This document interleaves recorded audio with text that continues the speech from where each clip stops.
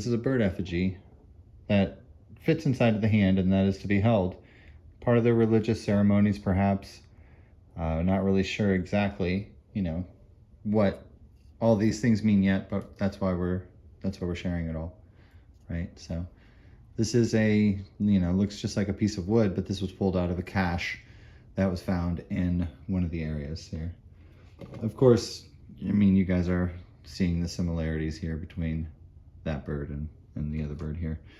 So different ways that are going to make different birds. That's the way that the art works. You can, once you start to see these little spots for the eye in every single one of these little stones or pieces of wood or sometimes pottery, you start to see that, yep, these things actually, they're meant to represent birds. That's what they're meant to do. Some of them are much more defined than others, as you can see. But others, they take a little looking at first, and you're like, how is it a bird head? Where's the beak, right? Well, the beak's on the far right, of course, and then you can see the eye carved in, and it's a duck head, just like this cardinal head here, and just like this maybe hummingbird head with its footprint, right? And some of them are tools. Some of these bird stones are just tools where there were maybe carving implements and things. And I do find, of course, arrowheads and arrow points out there as well. Not a lot of weapons, and most of the weapons, they're broken. So this perhaps was some type of ceremonial site. This is a biface projectile point, maybe an outer point. You can actually see the curve on it. If you look down it, you can see how it's spiraled. It's got a rifling, so to speak, if you can see down it. See how it curves. The other side is very similar there, right? You guys who know about arrowheads are going to know exactly what I'm talking about. So the rifling, of course, shout out black powder pepper. It was used to twist. So let's go ahead and take a look at a few artifacts here that are pulled out of the caches, guys. I want to show you some of the flaking, some of the more common archaeological items that I pull out of these places. A lot of them have paint on them, but this is a flaked projectile point. As you can see, it may have been broken at a time. The point may have been bigger, may have been used up, and just placed now as a ceremonial piece. So I'm going to show you a few abstract birds or hard to see birds. They're not actually abstract. They're very detailed once you learn the style of art, but it takes a long time to learn the style of art. But these are birds. You can see the beak poking out here, and you can see the wing and the tail sticking up. And when you flip it over, you'll notice that it's still a bird. The same way, with the same inclusions on that stone there. I'm going to go and zoom in just a little bit there so I don't have to get so close to the camera, so our focus stays nice. So you can see how they use the natural inclusions of the stone to create these wings and different images. I'm not going to say that there's everything in these. Of course, you could make, faces out of clouds and everything else. However, they were creating these little bird effigies here at this site. You can see this in the quartz crystal here, how this is resembling another bird. Now, if you point it like this is how I learned how to recognize the art, and I've shown this a few times, is looking around, trying to find the bird. And then, of course, you see the beak poking out, and then this very resemblant of a bird, right? The way that the crest comes down and the way that the facial features of a bird are. You see the lines down here in the eye. It's the face of a bird.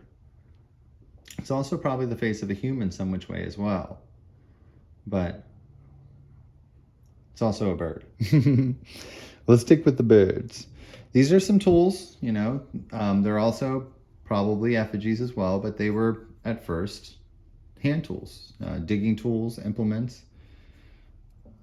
You can see how they're ridged out, and these were made as, just choppers. So we lived in nature. We were of nature. We weren't separated from nature, which is really something that this artist taught me.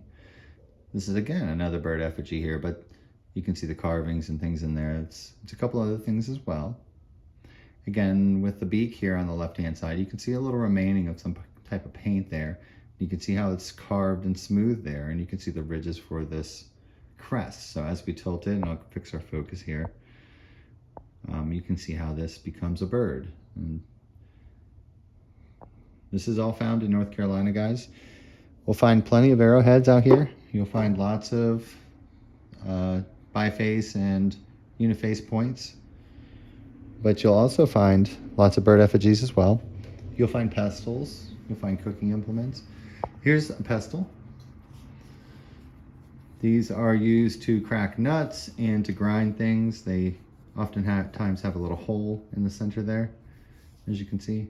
I've got quite a few of these now, probably 20 of them. But these are used as food processing tools, perhaps. Go ahead and take a look at a few more of these little birds. This is just a crystal parrot, perhaps, with its hook bill. You can see how if you hold it like this, it just becomes the parrot with the wing. You can see the shoulder of the parrot coming back, and how the end of the wing gets a little more color and things in there. It's amazing, right? I mean, this is just a piece of quartz, right? It's just a rock. However, they carved into this rock until they made it look like a parrot. They were masters of stone, master creators of stone, and masters of nature as well. They studied birds for sure. These people here in North Carolina were masters of a lot of things, and they were around for a long time. These are little elephant effigies you can see here. These are portraits of elephants. You can see the eye carved in there. If you look at him at different distances help, but he's just a little elephant. If you guys want to see more of the elephants, we've got a video called All the Elephants.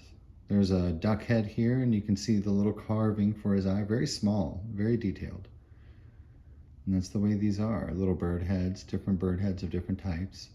These are all painted pieces of quartz pulled right out of, or this is sandstone, sorry, but they were pulled right out of caches. They were pulled directly from stash spots that were placed here by these people here that lived in North Carolina at one point in time. This is more than likely the wide-tailed bird, and it is a type of bird. We have quite a few of these. I've got a lot more to show you guys, but we're already at 10 minutes.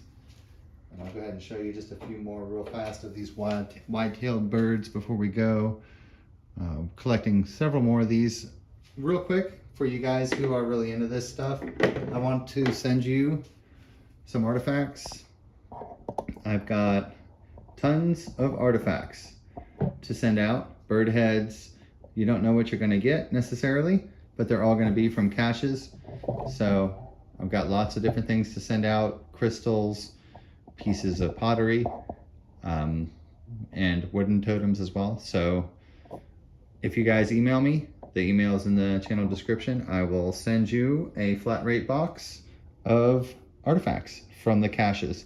I need to kind of offload some of these, and it's not like ones that I've gone through and said, oh, these aren't good or anything like that. It's going to be ones just like this that are going to take a little bit of studying for sure. You know, this one is made of a type of pottery, I believe. I'm not exactly certain, but it is a fired piece of stone. You can see all the color on it and things.